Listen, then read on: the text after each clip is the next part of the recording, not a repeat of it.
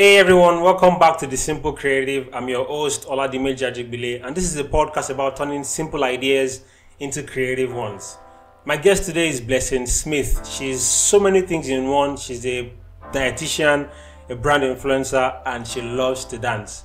We talk about how you can turn what you love into something that would fetch you money, how you can influence others to do things because of how you love them, and the best way to look out for yourself when you love so many things and don't know which one to do at any point in time.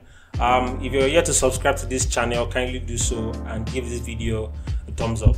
I present to you Blessing Smith. Let's get to the podcast.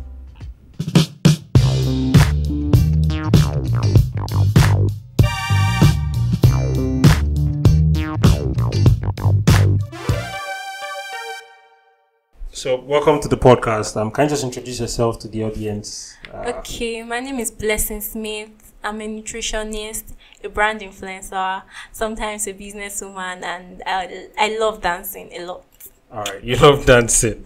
All right, so before we get to the dancing part, I think that's one part I want to talk about the most. But brand influencing, I've been really concerned about what that means, what these people do. So, what do you do as a brand influencer? Me, as a brand influencer, yes, I put out brands out there on my page for my audience to see what the brand is about and then make patronizing decisions for them. Yes. Okay, so is there any effect this has on the audience? Like, depending on the kind of brand you decide to agree with. Let's say it's a brand that has to do with, okay, for example, females that you work with. Is there a particular way it affects your audience? They get free tickets sometimes, so it affects them positively. All right, so is there any brand you can work with? I cannot work with just any brand. Okay. For example, if a real estate brand comes to me, I might not take their offer because my audience, I don't think they have the money to go invest in that kind of thing yet. Most of them are students and young people. All right. So before taking in any brand, I consider my kind of audience. Okay. Yeah. All right, that's very important.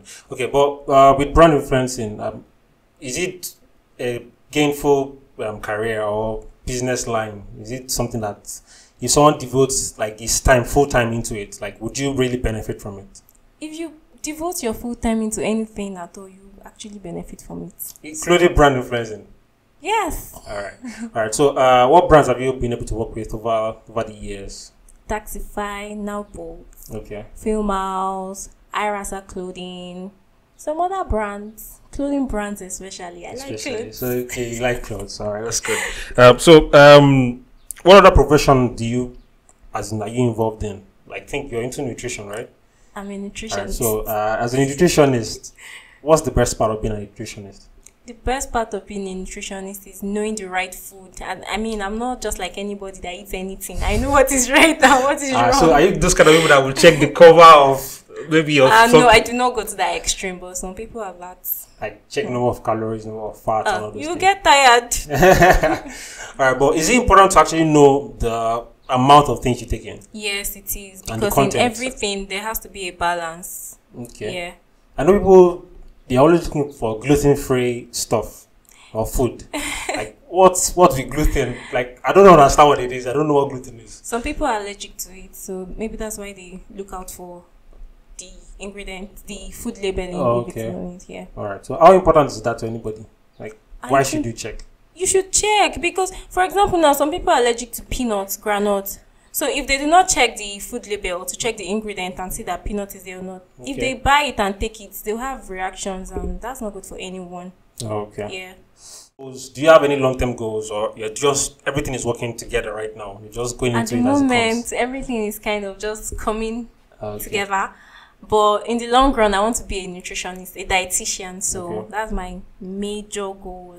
Like the major one? Yes. All right. But are there other things you do besides that? Yes, for now I dance. I don't even dance as a profession. I just dance because I love dancing. I dance, I do brand influencing, I sell vintage dyes, I sell chin-chin. So everything is just together. I'm not going to drop them. Okay.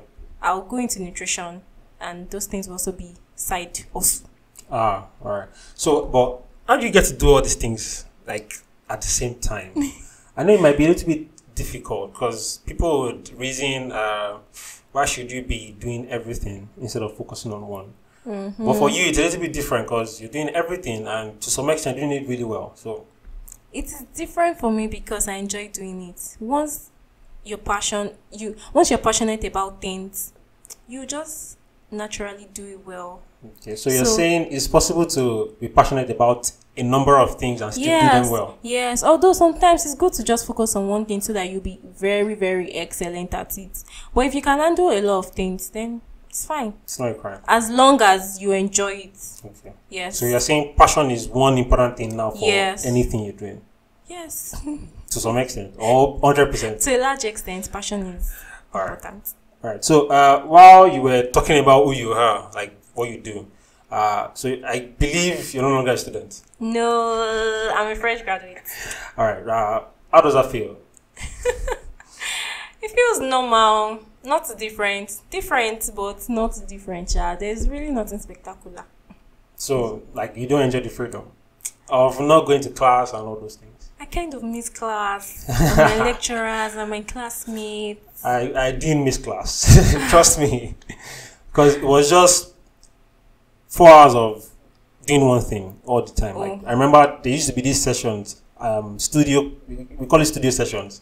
We go in 2 p.m. and we finish 6 p.m. on Monday, Tuesday, and Thursday, and that happens every week, 3 times. So I love it. Like, I love architecture, but it got to a state that became a burden because you just sit down with nothing to do. Sometimes you have something really important to do, but you're just too tired to do it. So I didn't enjoy school the way others did, even though it was interesting at some point. All right. So with business for you, would you call yourself a businesswoman or just an entrepreneur? I think now that's the funny thing now, because I had a session on Instagram Live on Saturday and we talked about who an entrepreneur is. And there are many misconceptions about who an entrepreneur is. Like some say you're someone who can handle business. Like, what do you say to that? Yeah, someone that can handle business. Okay. Someone that can create employment opportunities for other people. Someone that can bring an idea into realization. Like fresh ideas, new ideas, yes, innovative ideas. All right. Someone that can make a difference, identify a problem, and create solutions to it.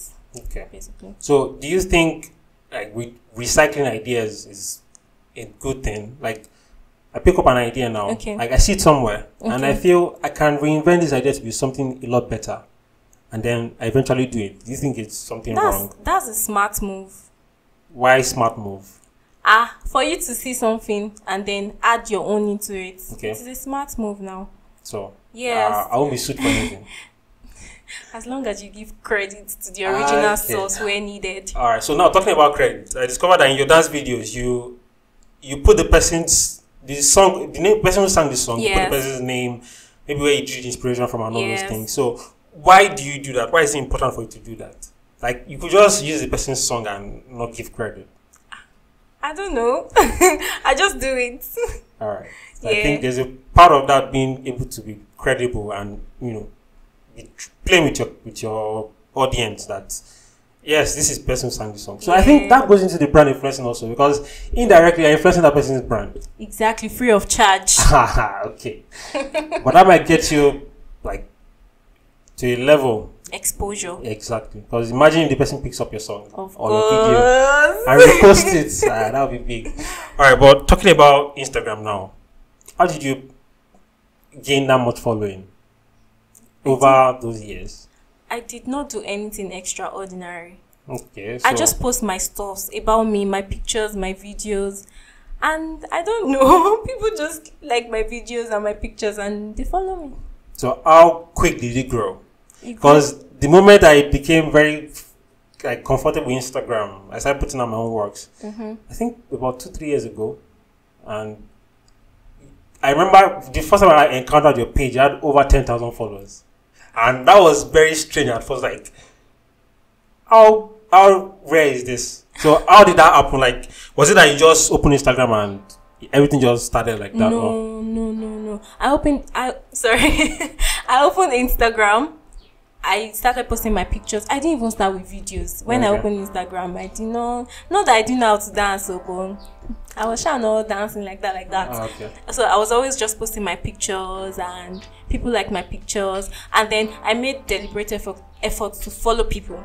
Okay. When you follow people, they'll follow you back. You do not just be on Instagram and just be there. You have to relate with the audience. You have to relate with people. Okay.